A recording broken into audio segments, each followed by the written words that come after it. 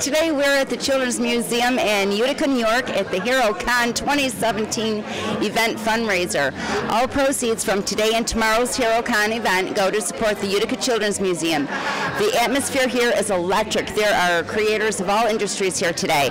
We have artists, actors, directors, authors, performers, you name it, they are here supporting this great cause.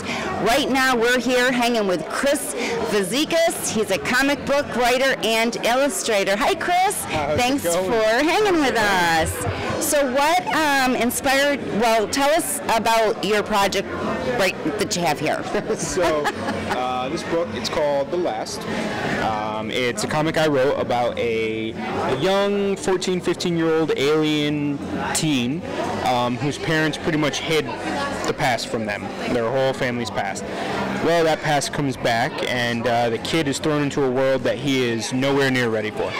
And that's as much as I could say without ruining too much. Ruin it. No spoiler alert. So what inspired you to write it? I've always loved to write. I've loved to write since I was a very young kid. So it just came time to actually put it and get it into the hands of people. I mean, I've had notebooks full of short stories and what have you, so it was time to get something done. So are you working on anything currently? Yes, I am. I actually am working with an artist called Cesar Feliciano. I will be doing a project with him. I don't want to say too much because we haven't come out and said anything yet. Okay. I will also be working with a gentleman called Jim O'Reilly as well, and going to be coming out with number 2 of this book. Oh, so, couple. Fabulous. When did you decide that you wanted to be a comic book writer? To do it as a career? Probably when I really started going into comics. So I stepped into the comic world full-time, I guess you could call it, about 4 or 5 years ago. Picked up a comic book, actually sat down, took the time to appreciate the art, appreciate the writing, all the fun stuff about it. And after that, it was something I wanted to do. I wanted to get an artist who could draw a crowd and have them read my world. Who's the biggest influence comic book career, and how did that person change your work? I mean, this is probably everyone's influence as a writer, but Scott Snyder is a big influence of mine. He's a DC writer, independent writer as well, but his work is amazing. He has a way of writing so much and so little, if that makes any sense. I mean, there's pages of his where it's a lot of letters, but he's got so much packed into it. His words as well, his sentences, his structures, his storytelling is very good. I mean, he could be leading you one way, and then next thing you know, it's, I thought I was reading something I'm not. Yeah, that's, yeah.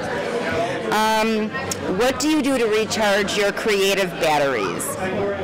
Write. Surprisingly, I write. So if I'm writing on a topic, let's say The Last, I'm writing about a spin-off of The Last. What I do is I will stop writing about that and I will write about random things. I mean, I've written 3 pages at a time about a dog being taken on a walk. It's just random stuff to still get the brain going, and I'm still writing, but I don't have to concentrate and focus on my stuff. Oh, so that's interesting. What element of your work gives you personal satisfaction? Oh, geez. Whenever someone picks up the book, reads it, and actually likes it. I mean, you'll get a lot of people who, oh, this is really cool, they like the art, flip through it, they'll buy the book, and then that's really it. But when someone takes the time and they're reading the book and they come back to you and they say, I really like this character, like, why did this happen to her? I really liked her. Stuff like that, that catches you off guard, that I have a character in here that I didn't think anyone was really going to care for. So many people cared for her. So it was... Okay, so that's awesome.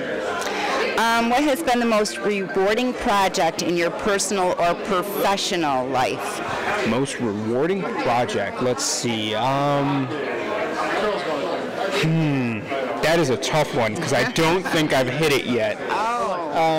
No, I mean, holding a book that you've created in your hands down, whether it's your first time, second time, third time, holding something in your hands that was in your brain is probably the most amazing thing ever. Oh, yes. Just like a little baby. Yeah.